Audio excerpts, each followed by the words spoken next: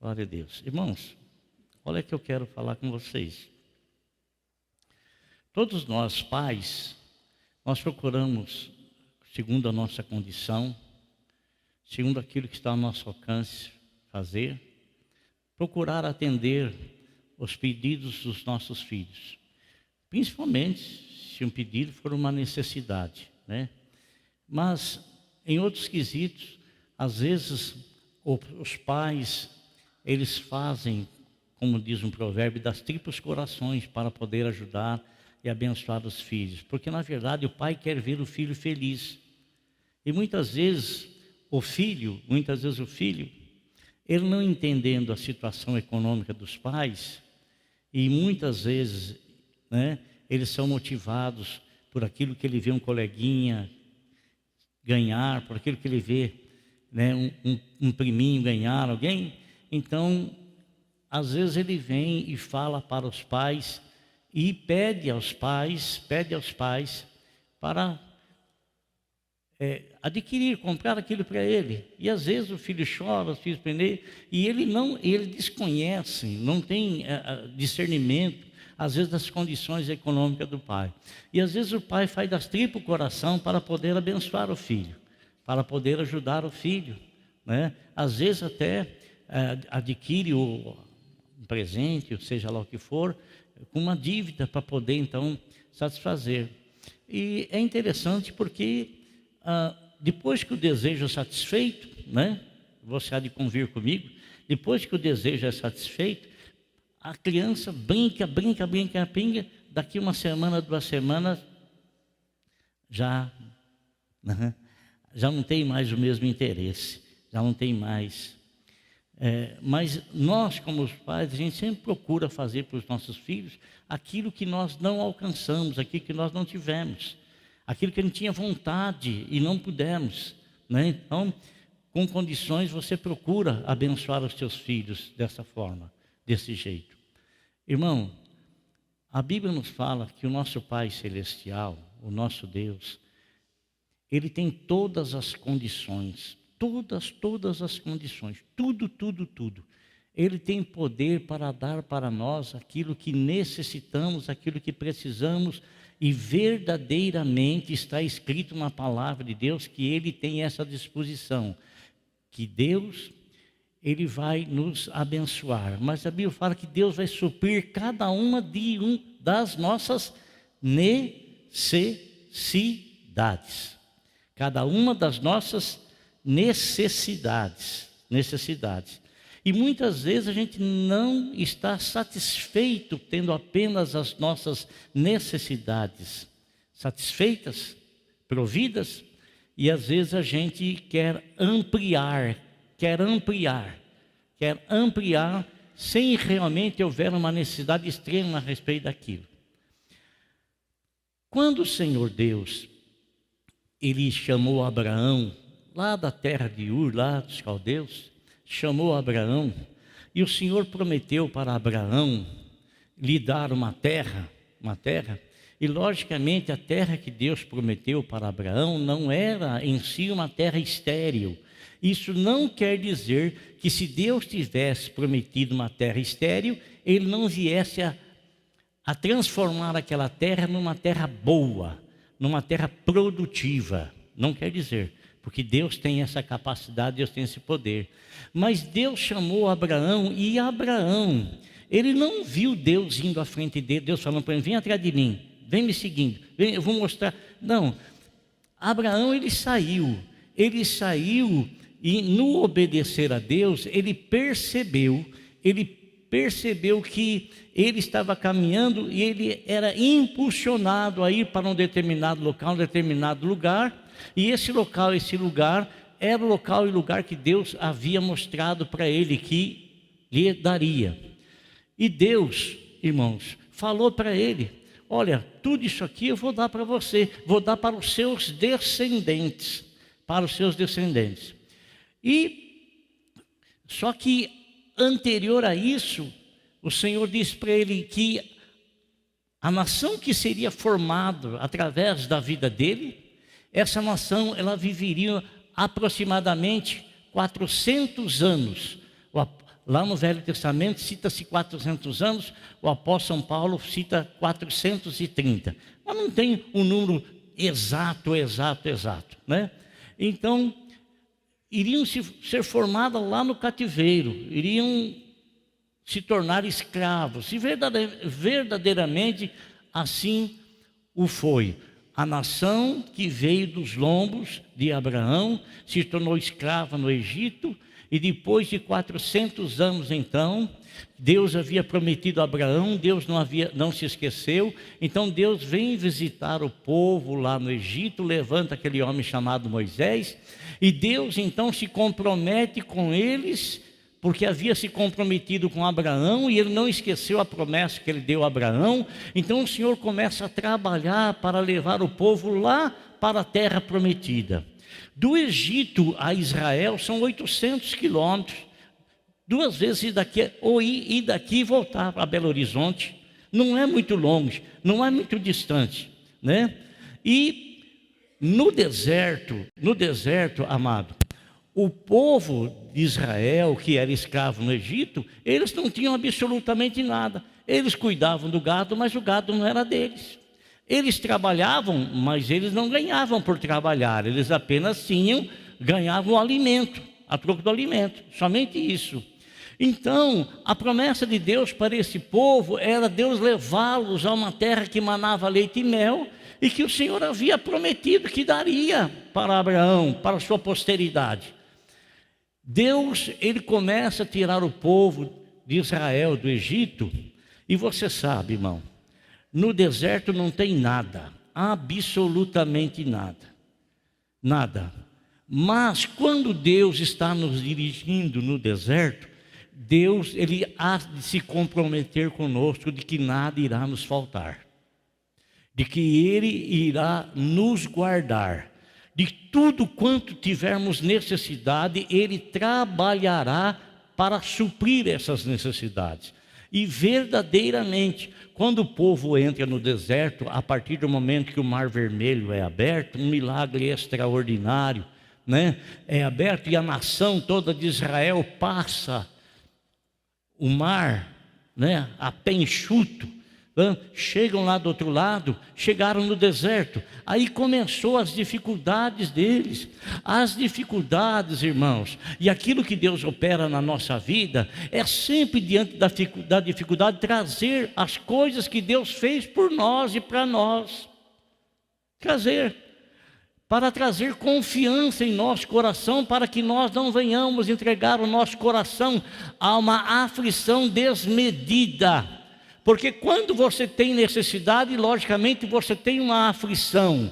Mas quando você confia no Senhor, você aplaca o teu coração com paz, pela confiança que você tem no Deus, que é o teu Deus, que é o teu Senhor. O Senhor está com aquele povo, irmão. O povo andou 40 dias no deserto, não lhes faltou absolutamente nada. Eles tinham a necessidade, e quando eles tinham a necessidade, Moisés ia falar com o Senhor. Moisés era o porta-voz. Moisés, ele era tanto o profeta como o pastor, tanto o profeta como o sacerdote. A necessidade do povo, ele levava como sacerdote diante de Deus. E quando ele estava diante de Deus, ele recebia como profeta as orientações de Deus e transmitia para o povo. E o Senhor Deus cuidou do povo. Em meio ao sol escaldante, tinha uma nuvem que vinha e cobria o povo. À noite, no deserto, inverte-se totalmente a temperatura, cai, mas cai terrivelmente. E o Senhor então coloca colunas de fogo ao redor daquele povo para aquecê-los. Né? Faltou pão, o Senhor produziu lá da padaria celestial para eles. Faltou água, a Bíblia fala que uma rocha que os acompanhava, e da onde saía-se água, tomara que você entenda o que eu vou dizer, aquela rocha era a pessoa de nosso Senhor Jesus Cristo. Tomara que você entenda o que eu vou dizer. Se você conhece um pouco de teologia, você vai entender. Que o Senhor os acompanhava. Então, nada lhes faltou. Agora presta atenção numa coisa, presta atenção. Quando eles chegam a entrar na terra prometida, um outro lembrete, né? Você veja bem, uma criança que saiu lá do Egito, com 2 anos, ficou 40 anos andando no deserto, mas lá não tinha o alfaiate, não tinha a costureira Dona Maria, não tinha absolutamente nada. A roupa que estava na criança e a sandália, conforme a criança ia desenvolvendo, a roupa ia crescendo junto e a roupa não se estragava. Por quê? Presta atenção. Para Deus todas as coisas são possíveis. Deus não pensa como você pensa. Deus, ele não é frágil como você é. Deus não é limitado como você é. Para Deus todas as coisas são possíveis. Até mesmo fazer com que o Senhor Jesus Cristo nascesse do ventre de uma mulher virgem. Até mesmo fazer com que Isaac nascesse do ventre de Sara aos 90 anos de idade.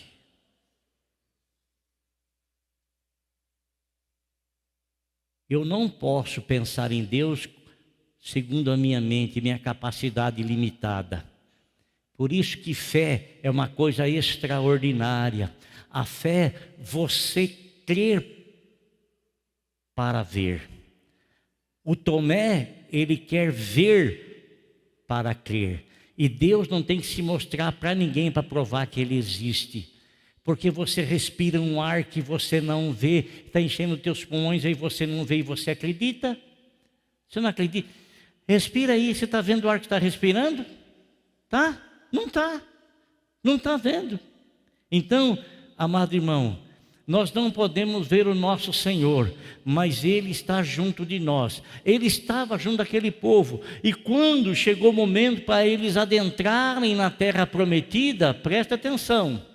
O Senhor Deus não fez mais a roupa de ninguém crescer, não fez o calçado de ninguém crescer, o Senhor não colocou nuvem para ampará-los, o Senhor não colocou mais nada, porque Deus levou no lugar aonde eles poderiam produzir,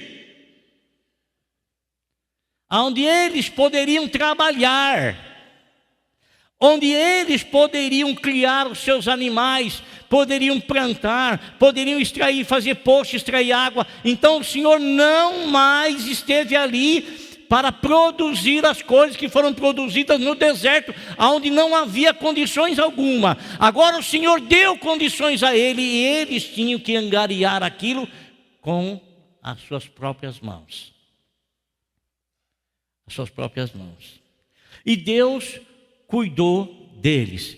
Deus os protegeu. Deus os protegeu. E tudo isso que aconteceu ficou ficou gravado no povo israelita. E eles tiveram uma ordem de Deus, uma incumbência de Deus, para que eles fossem passando às gerações seguintes tudo aquilo que Deus havia feito por eles. Tudo aquilo.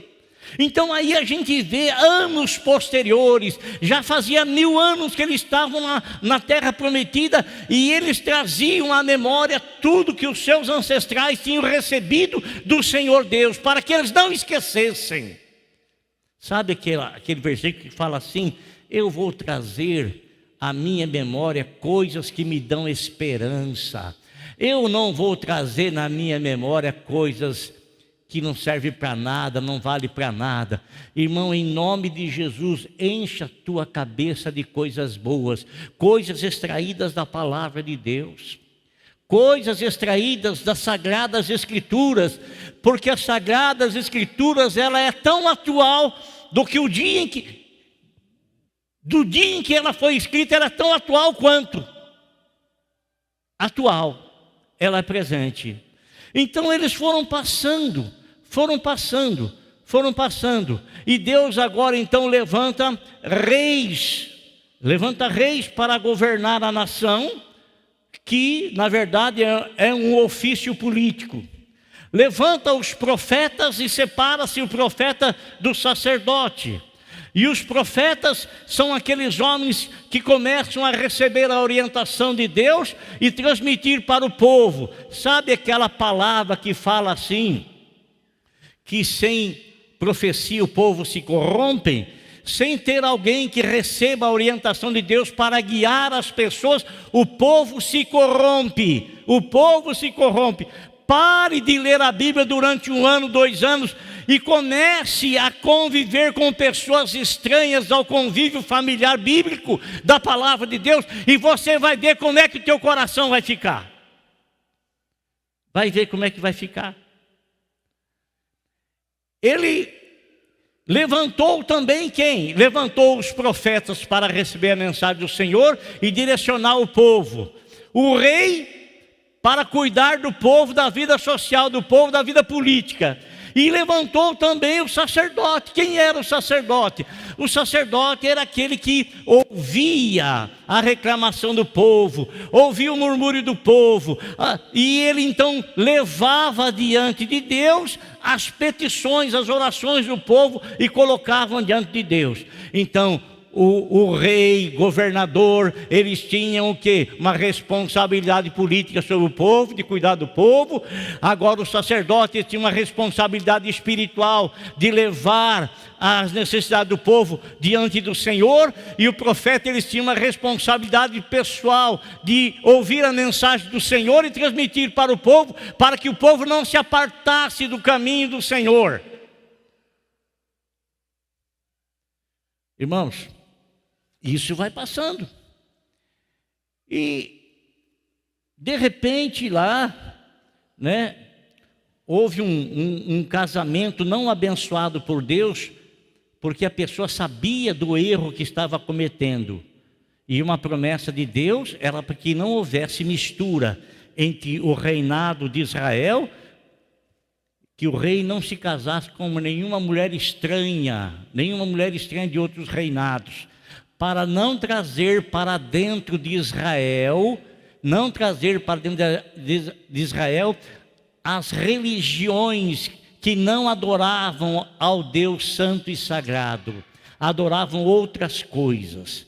Mas mesmo assim, essas pessoas desobedeceram a Deus e casou-se com uma pessoa estranha.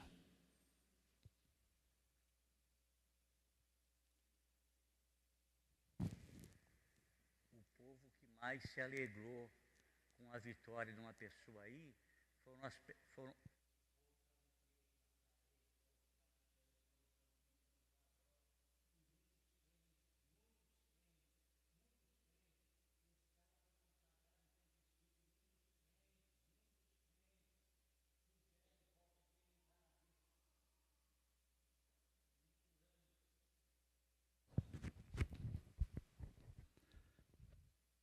Me ouviu? Me ouviu? Me ouviu ou não? E não vem com conversa não, de querer, sabe não? Não vem não. Prova para mim dentro da Bíblia que está certo. Prova para mim.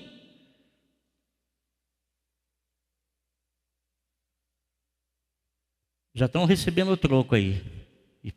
E Deus que me perdoe, tomara que não vá avante, porque se for avante, você pode esperar.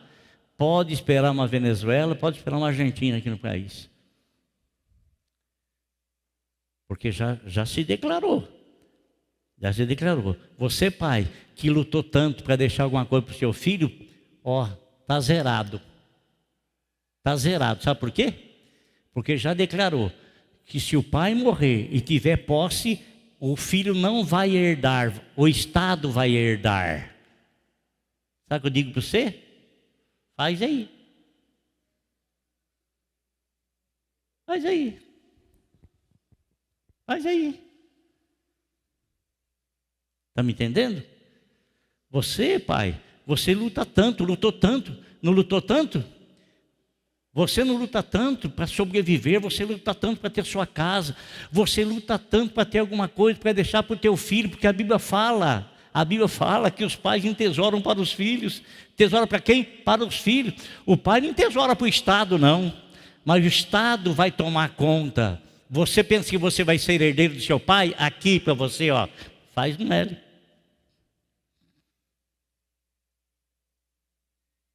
Está me entendendo? Está me entendendo, irmão? Tá? É incrível como as pessoas acreditam em alguém que mentiu a vida toda, enganou a vida toda, e a pessoa vai lá e acredita ainda. Eu fico indignado, irmão, fico indignado. Eu tento não falar sobre isso, mas fico indignado. Não tem como. Ó, massa cefálica.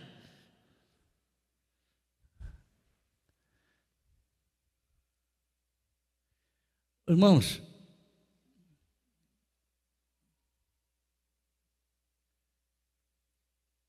foi passando. Aí um dia, levanta-se lá, o Acabe desobedece a Deus e vai procurar Jezabel e casa com Jezabel para estender o seu governo. E Jezabel entra, e Jezabel começa a tomar conta de Acabe, dobra Acabe, e Jezabel começa a matar os profetas do Senhor, começa a matar os profetas do Senhor, tanto que eles tiveram que se esconder para não morrer, Aí Deus levanta o homem chamado Elias. Depois do homem chamado Elias,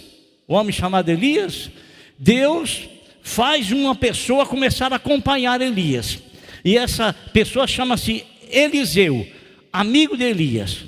E Elias ficou meio indignado: esse cara não larga do meu pé, sai do meu pé, jacaré.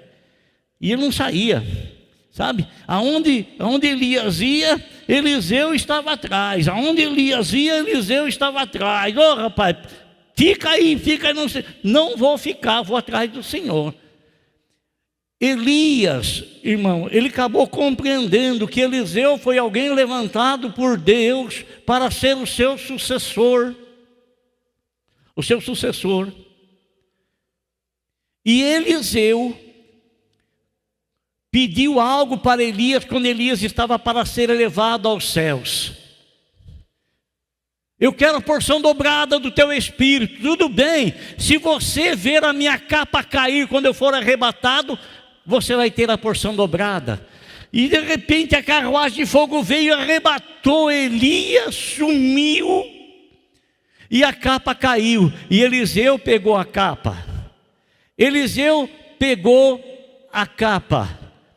E quando Eliseu pegou a capa, ele foi continuar a jornada dele. Ele não ficou lamentando, chorando a morte de Elias, ou melhor, o arrebatamento de Elias. Ele tinha uma incumbência agora de prosseguir com o ministério, até porque ele pediu porção dobrada do Espírito que estava sobre Elias. E ele agora vai embora, e quando ele chega, ele tem que atravessar o Jordão. E o que ele faz com a capa? Ele pega a capa, ele bate no Jordão e as águas se abrem. E Eliseu, ele fez o dobro de operações e sinais que Elias fez. Eu quero ler um versículo da palavra de Deus com você agora. Nós fizemos uma introdução, eu quero ler apenas 2 Reis capítulo 4.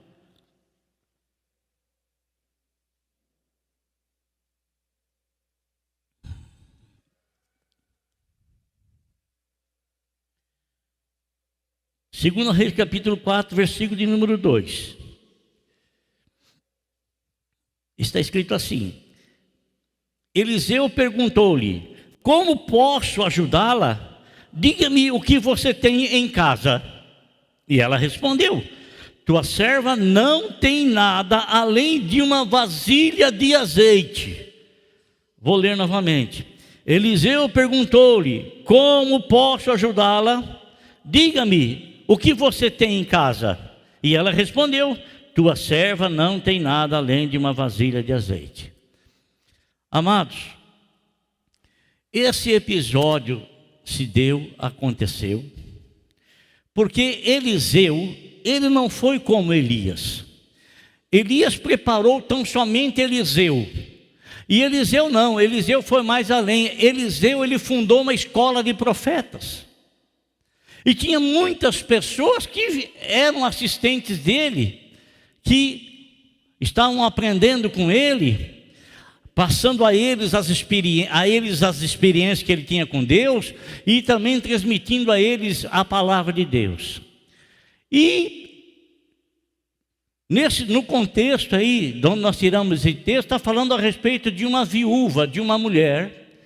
Essa mulher, ela chega até Eliseu.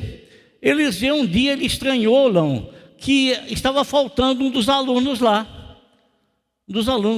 mas aparentemente, talvez, ele não sabia onde aquele aluno morava, não tinha, né? Até porque não tinha endereço, não tinha aquele tempo, né? Talvez não soubesse. Ele começou a estranhar a ausência daquele aprendiz de profeta. E um dia a esposa desse chega para Eliseu, e ela vem e fala para Eliseu: profeta, eu estou numa situação muito difícil. O que aconteceu? Olha aqui, o meu marido, teu servo, que estava aqui na escola de profetas, ele fez uma dívida, e ele achou que ele iria viver para pagar essa dívida, e de repente ele morreu, e morrendo, eu não tenho como ganhar o sustento para pagar a dívida. E o que aconteceu? Aconteceu que o credor veio e bateu na minha casa, e o credor quer levar os meus 2 filhos para serem escravos, em troca da dívida, para saldar a dívida, para pagar a dívida. E Eliseu viu a aflição daquela mulher. Eliseu viu. Logicamente, Eliseu, amados irmãos, ele já era muito pleno na confiança que ele tinha em Deus, dele ser um profeta de Deus, e ele não era um homem que brincava com a palavra de Deus, ele não era um homem que trazia a mensagem dele e trazia essa mensagem vazia. Ele era alguém que tinha na vida dele autoridade ao falar, porque verdadeiramente ele era herdeiro de um ministério, de um homem tremendo, de um homem grandiosamente usado por Deus, que era Elias. Mas Eliseu recebeu a porção dobrada de Elias. Ele tinha mais audácia, ele tinha mais ousadia do que Elias. Ele era mais ousado. Até se você procurar, você vai ver que ele foi a primeira pessoa a multiplicar os pães. O primeiro homem a multiplicar os pães foi ele. E olha, irmãos, Eliseu pergunta para aquela mulher: o que é que você tem na sua casa? Eu não tenho nada. O que eu tenho é um pouquinho de azeite numa botija. Não tenho mais absolutamente nada. Esse homem começa a dar a orientação para a mulher. Quando nós, servos de Deus, recebemos alguma orientação da parte de Deus, é para nós realizarmos, ainda que nós não a entendamos, ainda que nós não a compreendamos, é para realizar. Isso é fé. Isso é você ter confiança naquele que está sendo usado por Deus para falar com você. Confiança na conduta dele. Porque quando um profeta ele fala, e se aquilo não está vindo da parte de Deus, a palavra na boca dele é sem autoridade. Por isso que os homens viam em Jesus uma maneira diferente, e eles analisavam o modo de Jesus ensinar com os modos dos escribas. Por isso que eles diziam assim: o Senhor ensina como autoridade, não ensina como eles, porque a palavra que eles ensinam, eles apenas ensinam, mas a palavra não é verdade neles. Então essa palavra é vazia, sem autoridade, não tem a confirmação de Deus. Mas quando o homem é usado por Deus, a palavra que é verdade na vida dele, ao ele transmiti-la, ela sai com autoridade. A pessoa percebe que aquela palavra está tendo um sentido, está vindo de uma maneira específica e especial. Há uma unção nessa palavra, há uma unção nessa mensagem, há algo vindo da parte de Deus. O que aconteceu, irmão? Eliseu fala para ela: mulher, faz o seguinte, vá pedir emprestado vasilhas a todos os seus vizinhos. E ele faz uma observação: mas peça muitas. Essa foi a primeira. Irmão, Eliseu não falou o que ia acontecer. Eliseu não disse o que ia suceder, ele apenas disse isso: vá à sua vizinhança e peça vasilhas emprestadas. E olha, não poucas, mas muitas. E ela não ficou, mas para que isso? Por que isso? Com que propósito isso? Com que objetivo? Sabe, irmão, às vezes nós recebemos alguma orientação de Deus e nós queremos saber o final. Nós queremos já saber o que é que vai acontecer. Sabe por que a gente quer fazer isso? Porque a gente quer cortar caminho, não quer seguir os passos revelados, quer cortar caminho, quer chegar mais rápido, quer ir mais à frente. Por isso que a revelação de Deus, ela é algo gradativo, para que a gente fique na presença dele, buscando e ouvindo o que ele tem para nos ensinar e o que é que nós devemos fazer para cooperar com aquilo que ele está nos ensinando, para que tenhamos êxito na palavra que estamos recebendo. O que aconteceu?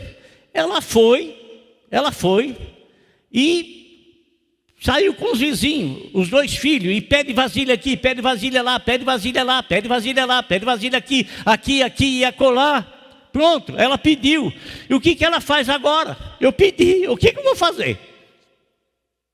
Você às vezes pode não entender o que Deus está querendo falar com você. Você tem que ter paciência. Você tem que ter paciência para que as realizações e os propósitos de Deus na sua vida se cumpram. Tenha paciência. Não se precipite. Não faça as coisas porque você recebeu uma palavra do Senhor, não quer dizer que essa palavra é total, é definitiva. Ele tem muitas coisas para concluir aquilo que ele iniciou.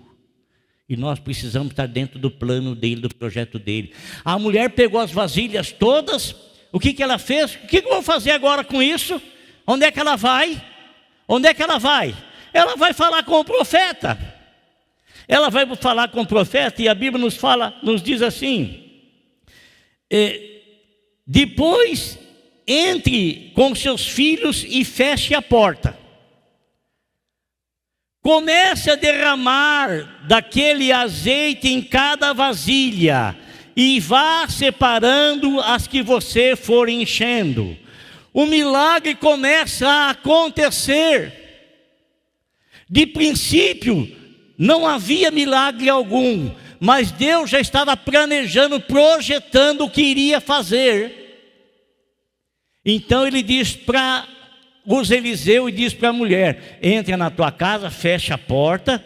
Sabe aquela botija de azeite que você tem? Sabe? Então comece a derramar e vai enchendo, irmão. E ele foi enchendo,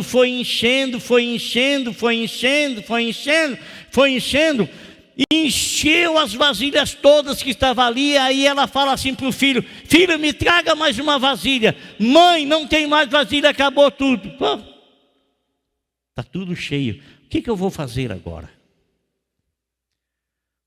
Multiplicou o azeite. Mas ela ainda não sabia o que fazer.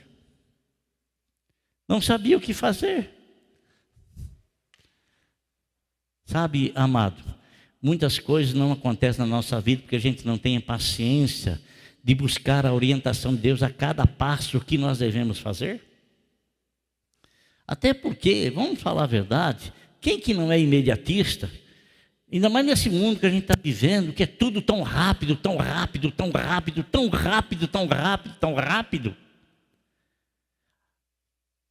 Todos nós nos tornamos pessoas imediatistas. O mundo nos moldou dessa forma. Eu não sei se sou eu somente que estou enxergando por causa da minha idade, mas eu me lembro quando eu tinha 7, 8 anos, eu ficava com uma raiva porque tinha um cinema, hoje nem existe mais sala de cinema, né? Chamado Chimbica. Chimbica, olha, era um apelido que tinha a sala de cinema lá onde eu morava. Outros falavam que era o purgueiro, né? Porque era de taco, né? E as pessoas saíam de lá dentro com muita coceira. Não sei por que falavam que era purgueiro, não sei. E eu ficava com raiva, porque existia filme que menor de 12 anos não podia assistir, e eu ali ficava lá na bilheteria esperando para entrar. Quando chegava na hora, eu falava, você não pode. Eu tinha que voltar. Então, ficava naquela ansiedade de completar 12 anos, 15 anos, 18 anos, e parecia que o tempo não passava de jeito nenhum. Era assim com você também ou não? Não era? Agora hoje, irmão, pelo amor de Deus, hoje a minha esposa às vezes fala para mim, o dia tem que ter pelo menos 30 horas. 30 horas, e não dá tempo de fazer mais nada, não consegue fazer mais nada, não tem tempo de fazer mais nada. Né? E passa tão rápido, tão rápido, tão rápido. Uma porque é profecia da palavra de Deus, tal coisa. Né? Que no final dos tempos seria remido o tempo, né? E outras talvez seja por causa da idade, não sei o que... Mas não importa. Então, irmãos, oh Jesus, me ajuda aí agora, né? E eu voltei a falar nisso, porque mesmo...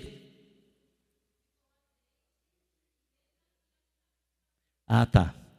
Então, derramou o azeite lá, e mesmo assim ela ficou, o que eu vou fazer? O que eu vou fazer? O que eu vou fazer com isso? O que ele tinha que fazer? Ir lá buscar a orientação do profeta. Profeta! Ah, lembrei. Não era bem isso não, lembrei.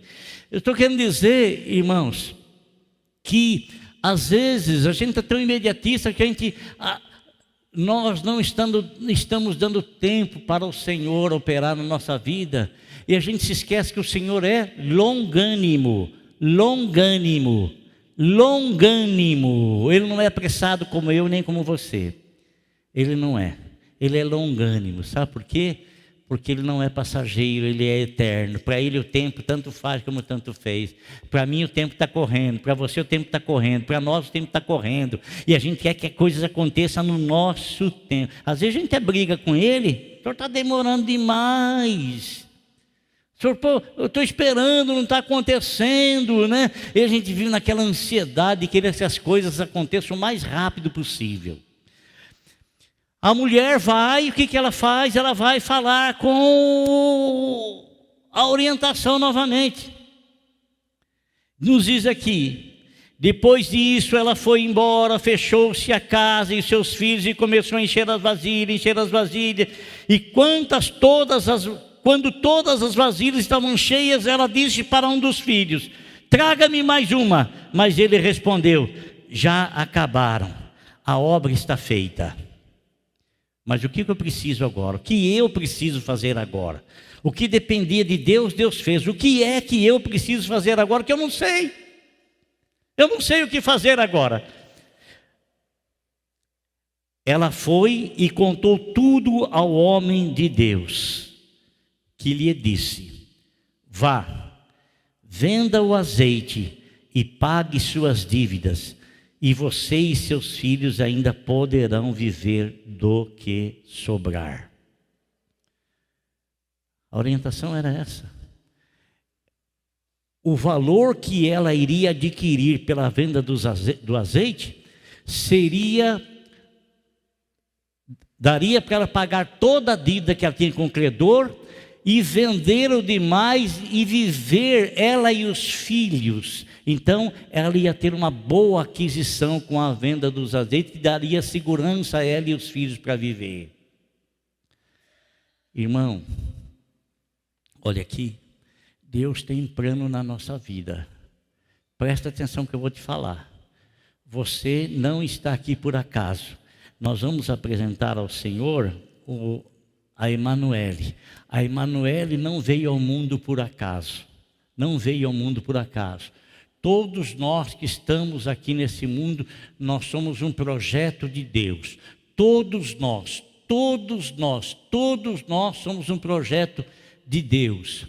E Deus, Ele quer revelar a nós esse projeto, mas nós temos que andar assim com Ele, assim, dessa maneira, buscando sempre a revelação dEle, que vai ser gradativa, não vai ser de uma vez só, vai ser gradativa, para que você permaneça permanentemente, como essa mulher permaneceu permanentemente na presença do profeta, recebendo dela as orientações dele, as orientações que vinham de Deus. Assim também, irmão, vamos permanecer permanentemente na presença de Deus, porque Deus jamais Ele aborta o plano que Ele tem para a nossa vida, jamais. Mas nós muitas vezes conseguimos sair com a pressa que temos, com a ansiedade que temos, nós conseguimos, pelo imediatismo que temos, nós conseguimos sair da presença dEle, consequentemente a obra dEle é barrada.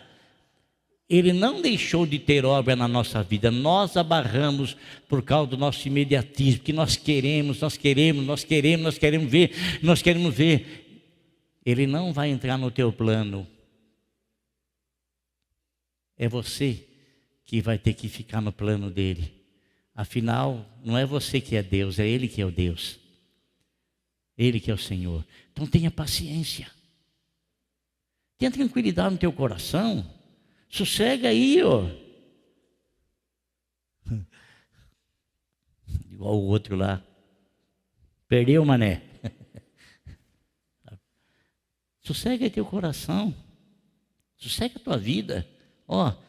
Deus está no controle da tua vida, irmão. Deus está no controle da tua vida. Deus está no controle da tua vida.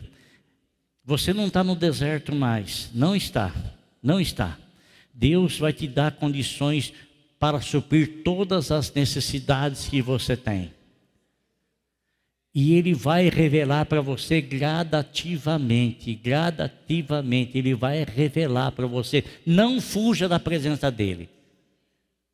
Ele vai revelar para você gradativamente o projeto e o plano que Ele tem para com a tua vida e para com a tua família. Viva do resto você e toda a sua casa. A bênção se estende para a nossa família, a bênção se estende para a nossa casa. Fique na presença do Senhor.